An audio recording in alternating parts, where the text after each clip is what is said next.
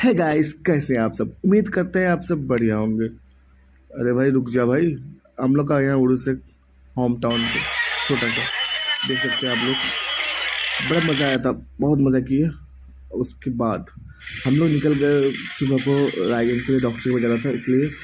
अब हम लोग अब स्टेशन में बैठे हैं पर ट्रेन अभी आई नहीं है, इसलिए हम लोग वेट करते हैं ट्रेन का। और नेक्स्ट स्टेप हम लोग रायगंज पहुँच चुके हैं और ये रायगंज है। रायगंज में बहुत भीड़ है, हम लोग सुबह सुबह पहुँच गए थे, इसमें दुकान नहीं खुली थी सही से। इसमें हम लोग सामान वामान लिए, डॉक्टर को दिखाए, बहुत हैट्रिक था।